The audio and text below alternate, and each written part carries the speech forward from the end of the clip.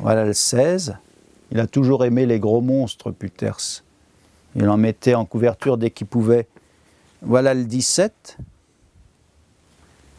Alors voilà, ça c'est les 2 numéros qui m'ont marqué quand j'étais petit. C'est ces numéros-là que j'ai acheté la première fois que j'ai découvert Mad Movies, sur le cinéma mexicain, avec un texte de Stéphane Bourgoin qui est formidable. Voilà, ça c'est quand même formidable, non? Ah, c'est dommage, maintenant ils n'osent plus mettre ça en couverture à Mad. Ils mettent Batman ou je sais pas quoi, ou ils mettent les blockbusters. Je sais pas, il faudrait demander à Gérard Cohen, mais peut-être que ça se vendrait encore plus s'il y avait des photos de films mexicains, non? Vous croyez pas?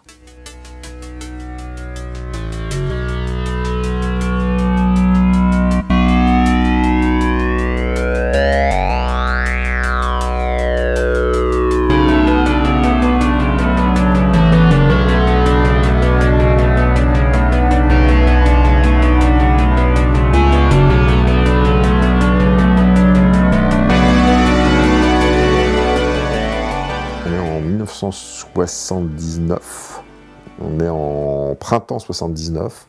Je crois que c'est dans ce numéro-là que j'ai vu un tout petit encart avec marqué bien attention, ouverture d'une boutique Movie 2000 consacrée entièrement au cinéma fantastique et à la science-fiction.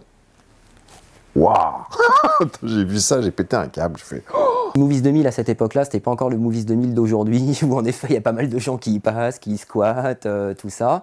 C'était un petit peu plus froid, on va dire. C'était une sorte de caverne d'Ali Baba, de photos, de synopsis, d'affiches, de tout et de n'importe quoi. Je pense que quiconque a mis les pieds à la rédaction de Mad Movies à l'époque ou dans la boutique pouvait pas dire que c'était merveilleux, parce que c'était vraiment assez moche tout ça, mais c'était merveilleux parce que c'était là où ça se faisait. J'ai dû y aller littéralement une semaine après l'ouverture. Je me suis pointé là-bas et j'ai vu qu'il y avait un mec qui était en train de peindre l'enseigne, parce qu'il était sur une échelle, qui était en train de peindre l'enseigne Movie 2000. J'ai dit tiens, le mec il peint, il n'a pas fini de peindre l'enseigne. Je rentre et il y avait un mec donc derrière la caisse, donc je commence à parler avec lui, il s'appelait Roland Pourquerie, décédé depuis. Et je parle, je dis ah, je viens de découvrir ça, Mad, machin, c'est bien, etc. Mais qui c'est qui fait ça? Il dit bah, c'est Jean-Pierre Püters. Il dit bah, c'est qui? C'est le mec qui est mon associé sur la boutique. Mais il est où? Il dit bah, c'est lui qui peint. Movies 2000, je passais tous mes après-midi là-bas. C'est-à-dire qu'on se voyait, on discutait, on buvait des cafés, on faisait des parties d'échecs, je me rappelle, à parler des films. Et on traînait là-bas, je traînais là-bas tout le temps. Et après, il y avait tous les potes qui passaient, ceux qui faisaient des fanzines, ceux qui juste voulaient parler. Ça restait quand même un lieu où au moins tu pouvais aussi aller vivre ta passion, parce que tu pouvais y trouver tout ce que tu y cherchais. Tu pouvais y trouver des jaquettes, des fanzines, des VHS, enfin il y avait un petit peu de tout. En début 79, c'était pas encore, il n'y avait pas grand-chose en fait comme fanzine. Où ça a été le boom, c'est le début des années 80. Tout simplement, c'est la démocratisation des photocopieurs. Ce qui a permis à plein de gens qui avaient une machine à écrire tout bêtement, et des fois ils utilisaient même le photocopieur du boulot, de sortir un fanzine. Assez vite, il y a eu une deuxième génération de fanzines, alors là je parle des années 80, avec un renouveau du cinéma, de la presse fanzinale, avec Cinézine Zone, Monster Beast, Frisson, les Zombiezine, enfin dans l'abîme du fantastique, enfin un tas de choses. Le fait de découvrir qu'il y avait des fanzines, Christophe Gans avait fait son propre fanzine, Résus Zéro, ça donnait envie d'en faire, parce que moi j'avais déjà commencé à écrire des critiques tout seul dans ma chambre comme ça, par envie de m'exprimer sur des films, d'essayer d'être synthétique dans ma pensée. Et donc à ce moment-là j'ai fait mon fanzine, qui s'appelait Intruder, que j'ai fait avec Michel Spinoza, qui est devenu cinéaste par la suite. Et qui c'est marrant parce que c'est quelqu'un qui aimait beaucoup le genre et qui fait des films pas forcément de genre, quoique avec Anahem, il a commencé à frayer avec son goût pour Répulsion. Enfin, essayer de traduire son goût pour Répulsion. Donc là, j'ai fait mon propre fanzine. Et puis, à partir du moment où j'ai fait mon propre fanzine, je pouvais contacter d'autres fanzines pour commencer à ce truc d'échange où je t'achète ton fanzine, où je te l'échange contre le bien, où le tien vaut 20 francs. Moi, je le faisais gratuit, mon fanzine, pour pouvoir le distribuer le plus largement possible et puis pas m'embarrasser avec ces chèques à 5 € qui étaient super compliqués. Donc, et donc, on pouvait rentrer dans une logique d'échange, rentrer en contact avec d'autres fanzines, comme on disait à l'époque. Et à partir de là, voir un peu qui étaient ses pairs. Il y avait des fanzines qu'on n'aimait pas, des fanzines qu'on aimait bien, des fanzines qui nous paraissaient trop universitaires. Il y avait un fanzine qui s'appelait Peplum, je me souviens, qui était passionnant, mais qui était extrêmement universitaire. Il y en avait qui étaient plus relâchés, comme celui de Christophe Lemaire, qui avait fait 1 an de Brady. J'ai été au Brady pendant 1 an, voilà tout ce que j'ai vu. Mais pour nous, c'était passionnant parce que c'était une source d'information. On découvrait l'existence de certains films grâce à ces fanzines. Le seul pote que j'avais à l'école qui aimait le cinéma fantastique, sur tous les gens que je connaissais, il n'y en avait qu'un. Donc on a décidé, habitant en banlieue, de faire notre zine. Voilà. Et comme on était déjà venu ici, d'amener notre zine ici. Et après, en fait, moi j'ai été contacté, moi j'en achetais aussi. Hein. En fait, chacun achetait les zines des autres et finalement, ça restait un peu un cercle fermé dans le sens où tu tirais à 50 ou 100 exemplaires. Et la plupart des gens qui achetaient ton zine, c'est ceux qui en faisaient aussi, etc. Et puis un jour, il n'y avait pas évidemment de contact autre que de se croiser ici.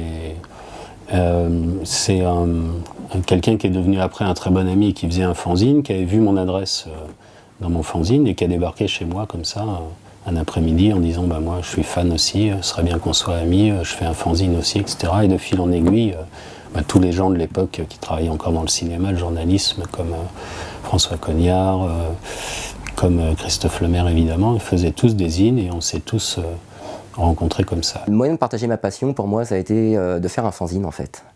C'est en lisant Mad, j'ai découvert dans les notules lunaires, donc la petite rubrique de news au début, des petites colonnes qui parlaient de fanzine. Et je me disais, qu'est-ce qu'un fanzine? Donc j'ai été à Movies 2000, c'était en janvier 87. Je vais à Movies 2000, à l'époque la boutique était encore tenue par Alain Petit. Et puis j'achète quelques fanzines. Ma mère était venue avec moi ce jour-là, parce qu'elle a dit 13 ans à Pigalle, je vais pas le laisser y aller tout seul, tout ça. Donc elle m'accompagne, j'achète des fanzines, je feuillette sur place, et je lui dis je vais en faire un. Et sur le retour, on changeait à SF Babylone pour rentrer chez nous, et elle me dit on s'arrête au bon marché, si tu veux, je t'achète une machine à écrire. Et elle m'a acheté une machine à écrire, c'était un samedi, je rentre chez moi le samedi soir, je me mets direct à taper mes premiers textes. Le lundi matin, mon premier numéro était fini, j'avais le photocopier à Copytop à Jussieu, et le mardi, je le déposais à Album et à Movies 2000. Et le fanzine, ça a été vraiment un moyen de partager cette passion. En général, c'était très éphémère, surtout quand c'était en équipe. Parce que si on veut durer, il ne faut jamais être en équipe. Moi, j'ai toujours fonctionné seul, et c'est pour ça que j'ai tenu 33 ans à mon service, parce que tout ce qui est équipe, ça foire un jour ou l'autre. Et ces fanzines ont rarement dépassé les 3 numéros. Je lui ai fait 2 Monster Beast, non même 3. Clé en main, illustré avec le texte. Voilà, j'ai fait un numéro sur l'Ayaraki, qui est connu par à peu près personne. C'est simplement que c'est une très belle femme, c'est pour ça que Norbert, il a tout de suite dit oui. Il aime bien les jolies femmes, Norbert. Et puis ça, c'est un numéro qui me tenait vraiment à cœur, c'est sur Barbara Valentin et le mort dans le filet. Voilà, je l'ai confié à Norbert. Il m'a fait un beau numéro, Norbert. Moi, j'avais une tendresse pour Scream, par exemple, qui a fait son premier sur Jess Franco. Celui-là, Antinéa, à ma connaissance, c'est le numéro 1 et unique de Antinéa, avec Barbara Steele en couverture. Je crois que c'était Marc Toulek qui avait fait ça, il me semble. Ça, c'était pas bon. Mais voilà, c'est un numéro 1 et unique. J'en ai fait qu'un fanzine. J'ai fait un fanzine, un numéro qui s'appelait Antinéa. C'était une sorte d'exutoire, sans doute. Voilà, j'ai vu que ça se faisait. Il y en avait plein de librairies à l'époque. Donc je me suis dit, pourquoi pas moi? J'en ai fait un seul numéro, tiré, je crois, une centaine d'exemplaires, à peine. Voilà, ça. La ghettoisation avait aussi son petit confort. C'est-à-dire qu'on était entre nous.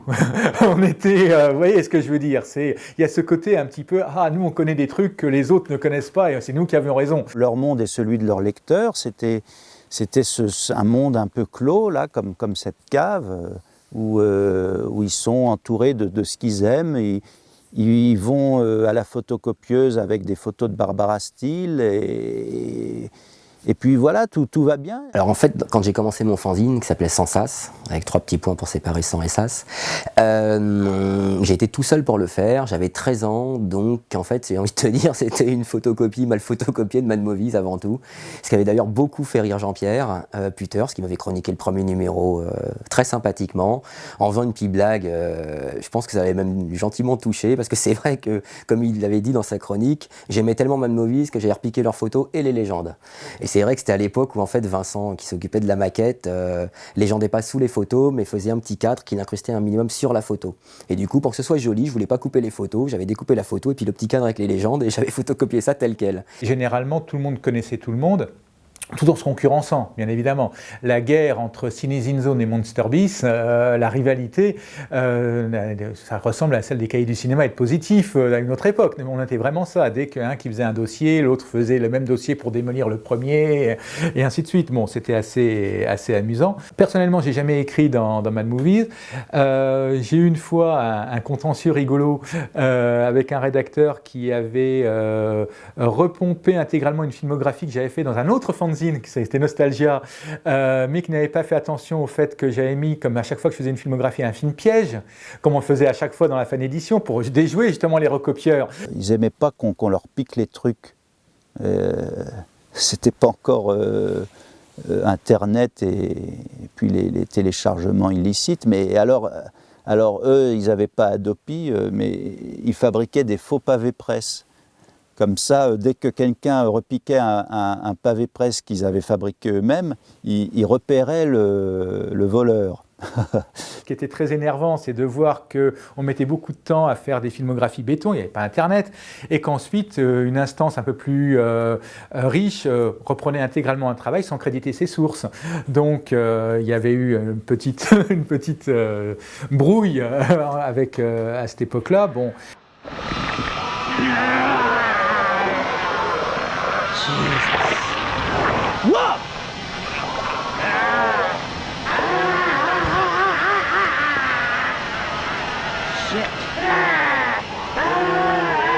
Le fait d'entasser des anciens numéros dans mes caves me laissait à penser que c'était un échec si j'arrêtais.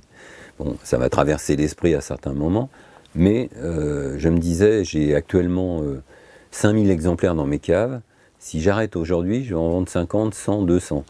Tandis que si je continue, je les vendrai tous.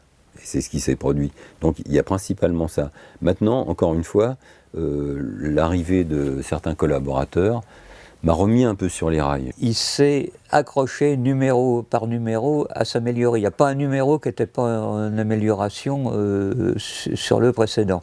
Et à partir du numéro 6, 7 et tout, c'était devenu très bien. J'avais commencé à 120 exemplaires. Le 2, je m'étais dit, pour pouvoir distribuer davantage de librairies, arroser davantage, en quelque sorte, je vais le tirer à 250, et je me suis monté comme ça, à 600, à 1000, 2000, etc.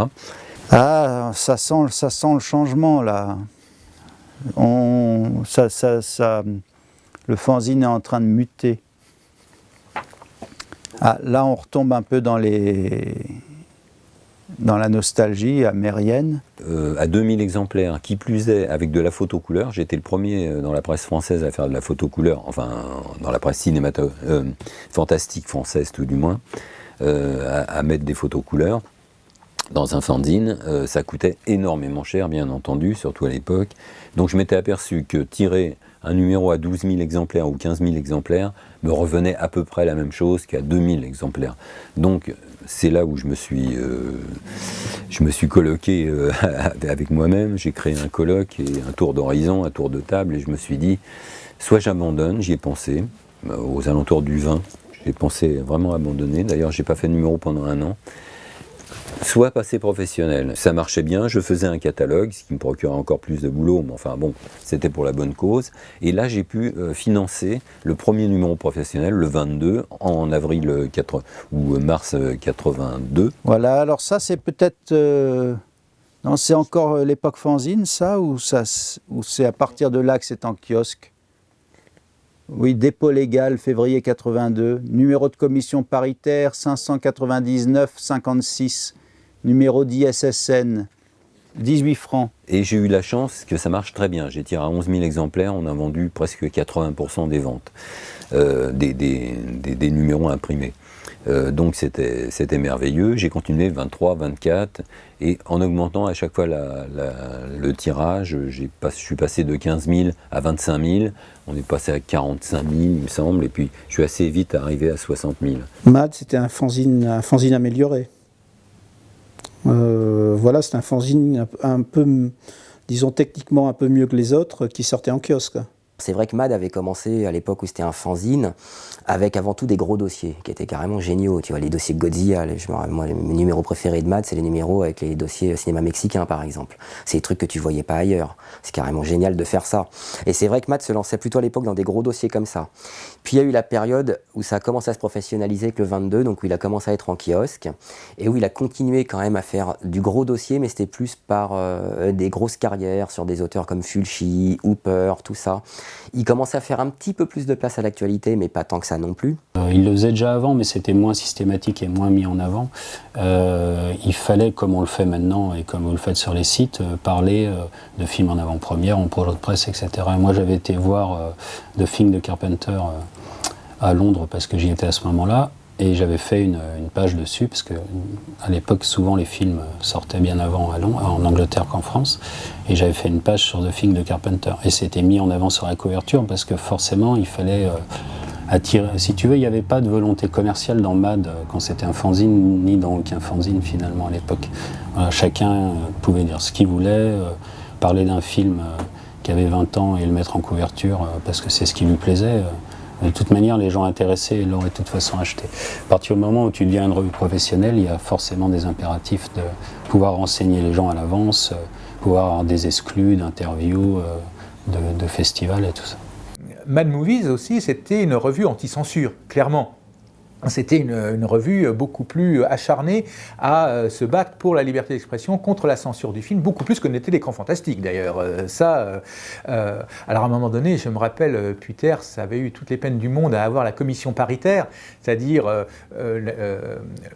être considéré par ses pairs comme une vraie revue, mais attention, s'il y avait une interdiction aux mineurs, la commission paritaire tombait. Donc, une fois, il avait publié une lettre de Pierre Patin qui était assez scatologique, quoi, une lettre très connue maintenant, Puter avait fait des notes tout au long de la lettre pour rigoler, et puis à un des envolées de Patin, il avait mis « Adieu notre pauvre commission paritaire », juste pour signaler que la revue était quand même, pas en sursis, mais enfin était fragile sur ce plan-là. Moi je crois que je suis un éternel adolescent, je ne sais pas quand la vieillesse va arriver, physique sûrement, mais intellectuel jamais, parce que je pense toujours à des bêtises, à des jeux de mots, à des...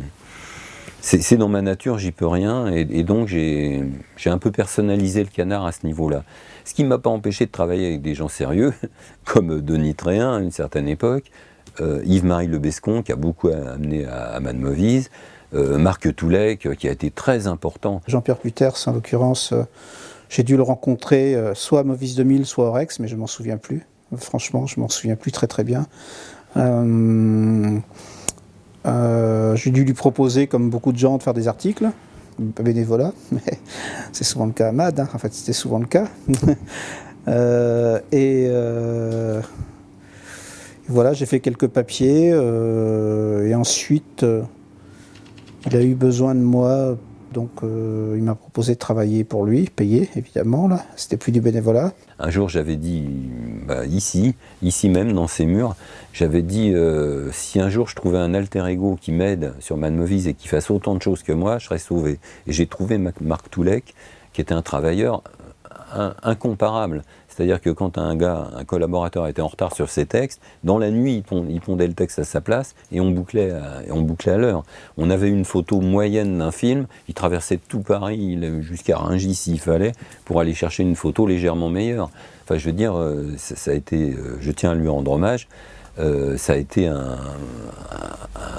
un autre moi-même. D'ailleurs, on était co-rédacteurs en chef tous les deux pendant très longtemps. Il y avait un travail à faire à un moment, je l'ai fait. Voilà, et comme il laissait faire, bon, je ne dirais pas que j'ai pris le pouvoir, c'est parce que c'était pas tout à fait ça, mais il fallait faire le boulot, et puis une fois de plus, il y avait l'émulation, la concurrence, le côté justement ramener le scoop, ramener l'interview, obtenir l'interview de tel metteur en scène, obtenir les photos que l'écran fantastique n'aura pas, etc., etc. Ça m'a toujours stimulé. Quand je suis arrivé, donc c'était au numéro 50, c'était Jean-Pierre Puters qui était rédacteur en chef.